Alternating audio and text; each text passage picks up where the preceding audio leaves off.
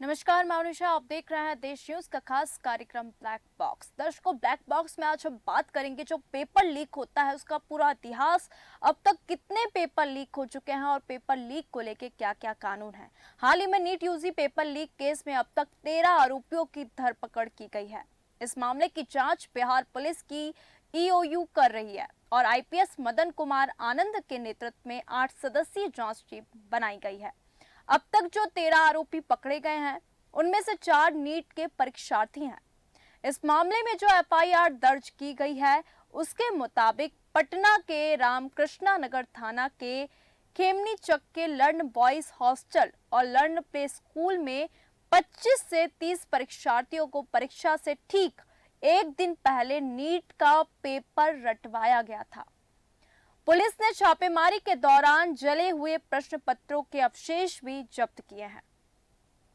आरोपियों के पास से कई अभ्यर्थियों के admit card, post dated cheque के साथ प्रमाण पत्र भी जब्त किए गए हैं।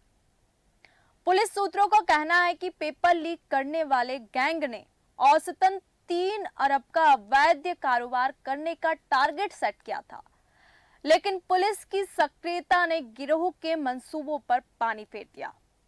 गिरोह की मॉडस ऑपरेंडी यानी कि अपराध शैली के बारे में पुलिस का कहना है कि पेपर 100% मिलने के बाद ही सौदे की रकम ली जाती है। ये रकम 40 लाख से 60 लाख के बीच होती है। जानकारी के मुताबिक गिरोह के मास्टरमाइंड एडवांस के तौर पर एक स्टूडेंट से पहले 5 लाख वसूलते हैं।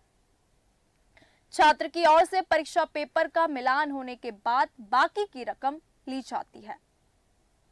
हालांकि इस दौरान गैंग के लोग पोस्ट डेटेड चेक भी छात्रों के परिजनों से ले लिए होते थे ताकि पेपर होने के बाद कोई पैसे देने में आनाकानी ना करे।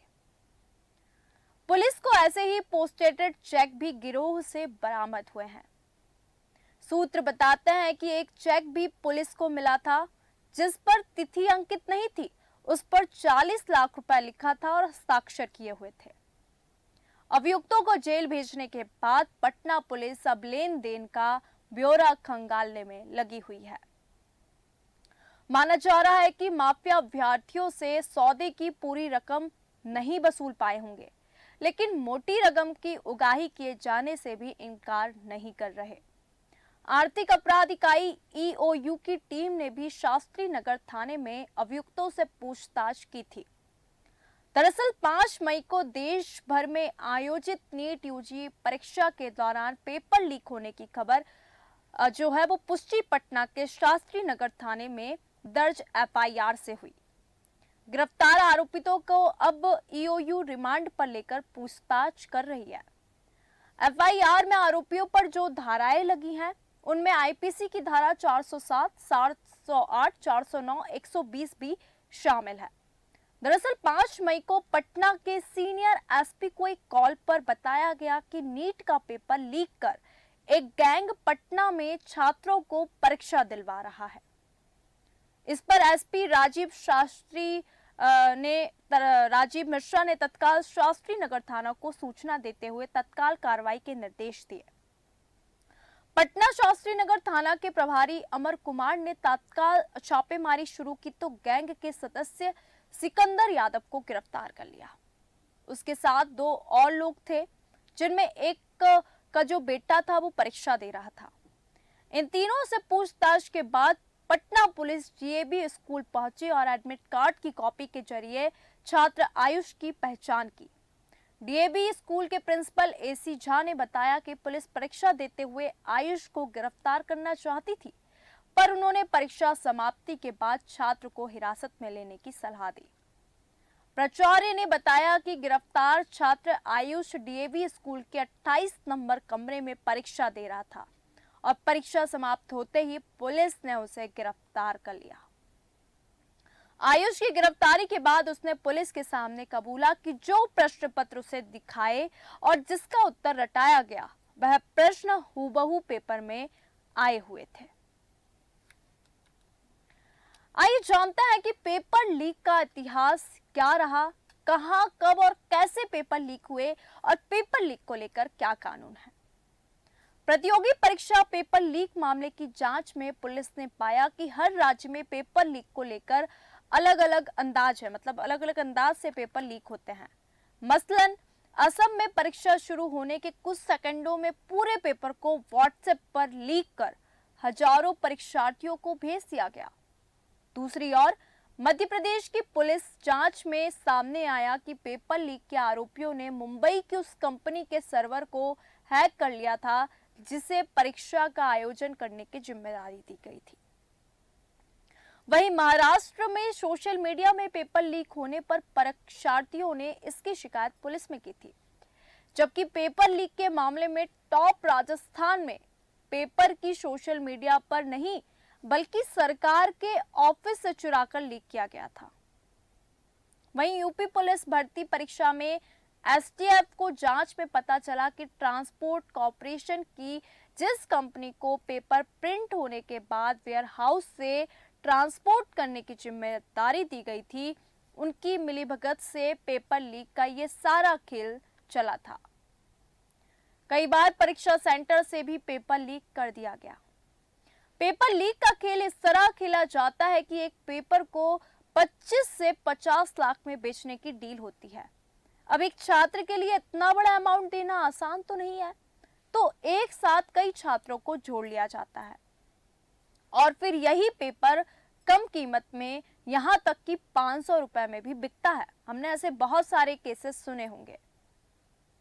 देश में पेपर लीक कितनी बड़ी समस्या है, इस बात का अंदाजा इसी से लगाया जा सकता है कि पिछले 7 साल में लगभग 70 पेपर लीक हो चुके हैं, जिसका असर 1.5 करोड़ छात्रों पर पड़ा।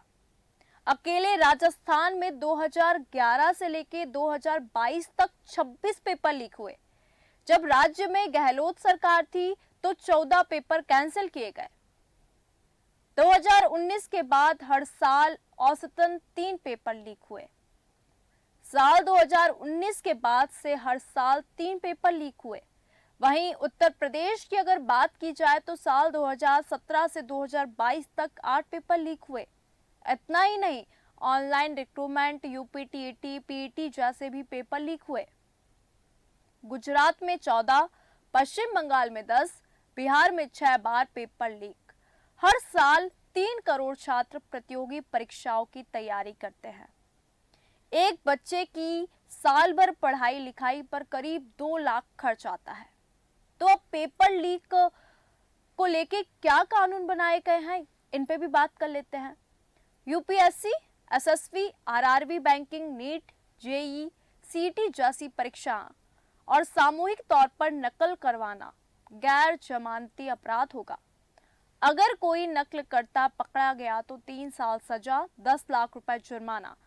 पर्चा लीक में संगठित गिरोह शामिल है तो फिर 1 करोड़ जुर्माना और 10 साल तक की जेल होगी। एक नई जांच समिति बनाने का भी प्रस्ताव रखा गया है। ये समिति एग्जाम प्रोसेस को और सुरक्षित बनाने के सुझाव देगी। अब हम बात करेंगे कि कहां कितनी भर्ती परीक्षा में पेपर लीक हुए।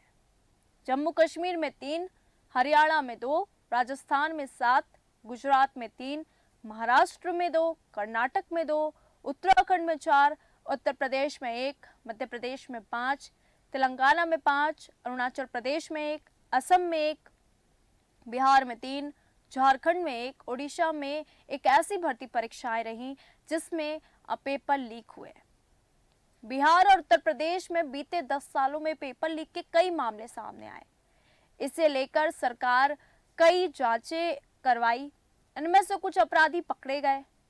सरकारें लगातार कोशिश करती हैं कि पेपर लीक ना हो, पर नकल माफिया कुछ ना कुछ जुगाड़ कर पेपर लीक करवा ही देते हैं। इसे लेकर यूपी, बिहार, हरियाणा व अन्य राज्यों में कड़े कानून बनाए गए हैं। आइए जानते हैं कि क्या है वो कानून। यूपी देश का पहला ऐसा राज्य है जिसने पेपर लीक को संगठित अपराध माना है। यूपी में पेपर लीक और नकल रैकेट के लिए खिलाफ राष्ट्रीय सुरक्षा कानून के तहत कार्रवाई होती है। उत्तर प्रदेश देश में पहला ऐसा राज्य था जिसमें इंटर हाई स्कूल की परीक्षा में नकल पर जेल भेजने का कानून बनाया था।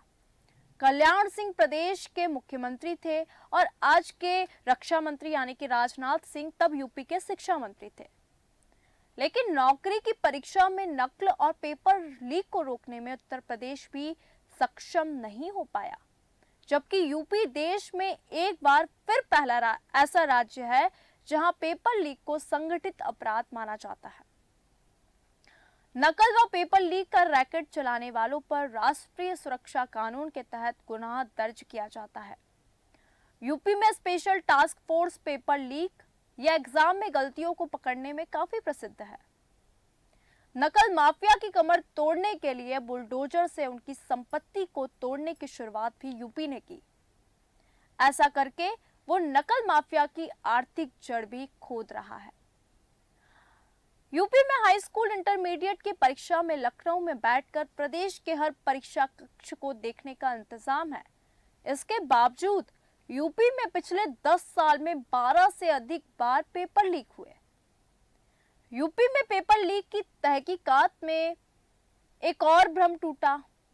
नकल या पेपर लीक रोकने के लिए जिस टेक्नोलॉजी से सबसे अधिक उम्मीद है वो पेपर लीक, नकल और नकली परीक्षार्थी के केस में सबसे कमजोर कड़ी है। यूपी में भी 29 लाख युवा नौकरी के योग्य, हर राज्य की तरह यूपी में भी 29 लाख युवा नौकरी के योग्य हैं। प्रदेश में करीब 13 लाख सरकारी पद है। अभी हम यूपी की बात कर रहे हैं। कुल सरकारी नौकरी का 18% पद खाली पड़े हैं। इतने के बावजूद सरकार के बजट का 31% सरकारी कर्मचारी के वेतन में जाता है। पिछले 5 साल में योगी सरकार ने 6.65 लाख नौकरी दी है। उत्तर प्रदेश सरकार ने नौकरी परीक्षा में लीक को रोकने के लिए पालीवाल कमीशन बनाया और उन्होंने बहुत बड़ी रिपोर्ट दी।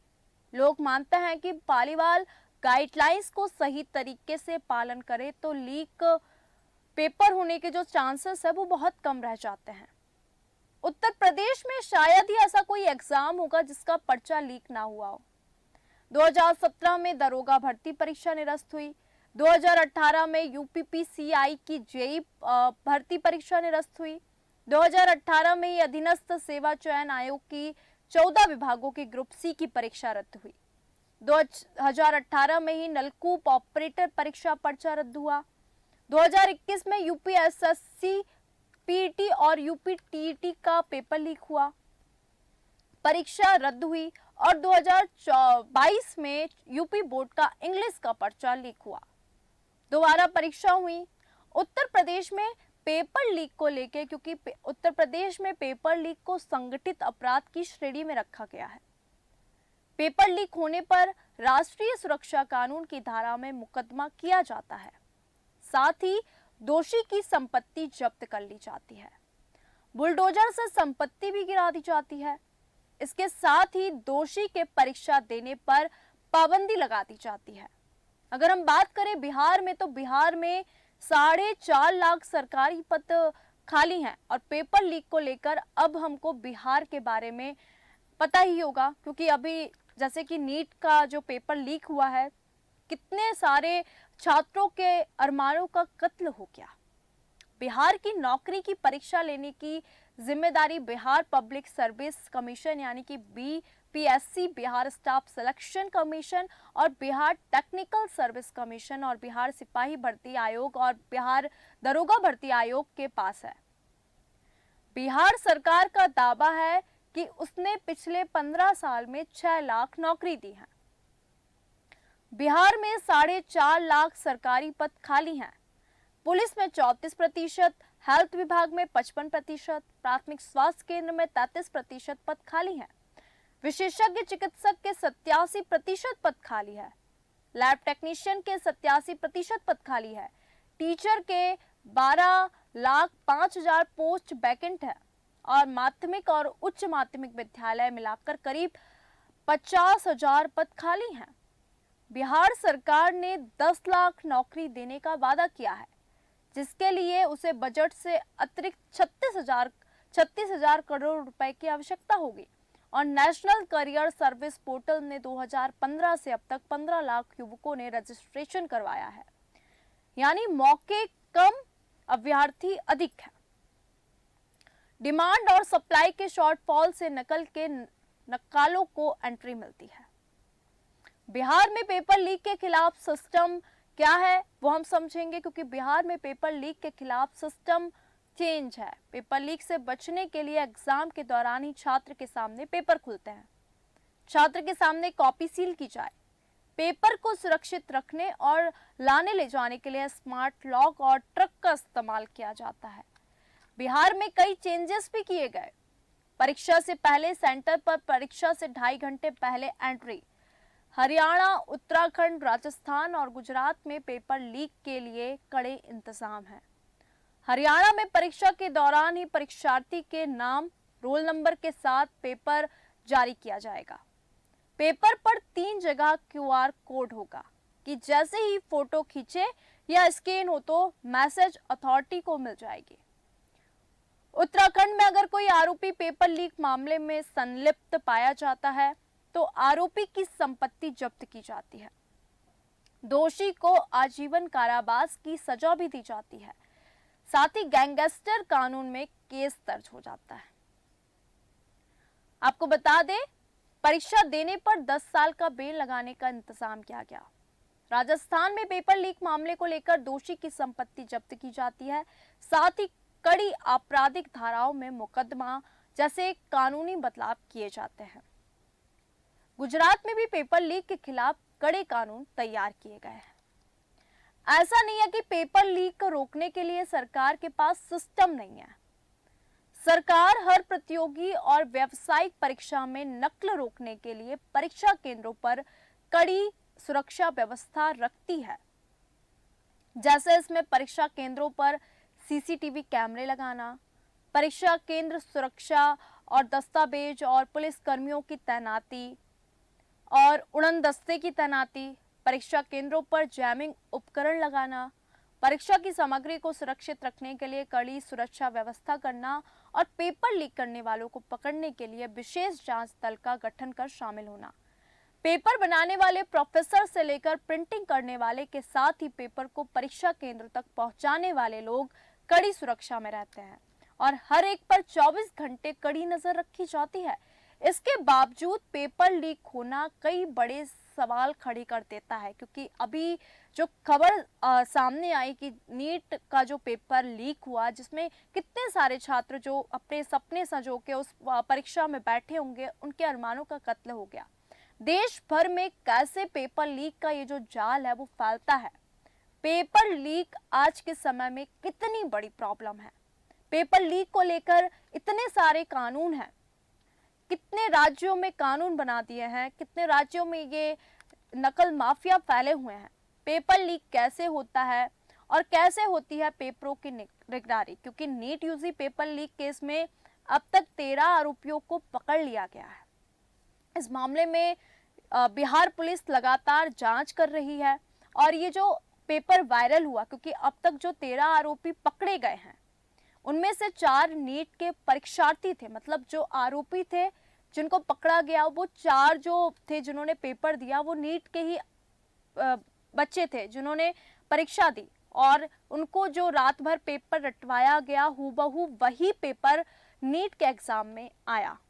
इस मामले में तो जो FIR दर्ज की गई है उसके मुताबिक पटना के रामकृष्णा नगर थाने के खेमनी चक के लर्न बॉयज हॉस्टल और लर्न प्ले स्कूल में 25 से 30 परीक्षार्थियों को परीक्षा से ठीक एक दिन पहले नीट का पेपर रटवा दिया गया।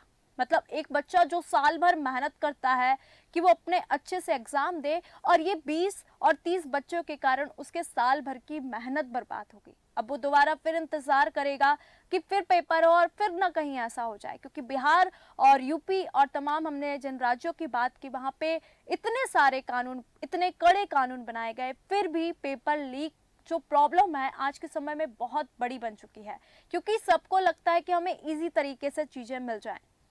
पुलिस ने छापेमारी के दौरान जब उन्होंने छापेमारी की तो जो पेपर लीक पेपर थे उनके जो जले टुकड़े मिले गए, मतलब पेपर उनको रटवा के उन पेपर को जला दिया गया था, पर जो जले हुए पेपर के टुकड़े जो अवशेष थे वो भी जब्त किए गए हैं। और आरोपियों के पास से बहुत सारे अभ्यर्थियों के एडमिट कार्ड, पोस्टेटेड चेक के साथ प्रमाण पत्र भी जब्त किए गए। तो दर्शकों, आज के खास कार्यक्रम में हमने बात की कि कैसे देश भर में पेपर लीक का जो जाल है वो फैला हुआ है। पेपर लीक आज के समय में कितनी बड़ी प्रॉब्लम है, पेपर लीक को लेके क्या क्या कानून बनाए गए हैं और कब कब कौन कौन से पेपर लीक हुए हैं। दर्शकों, आज के खास कार्यक्रम में फिलहाल इतना ही। मुझे दीजिए इजाजत। नमस्कार।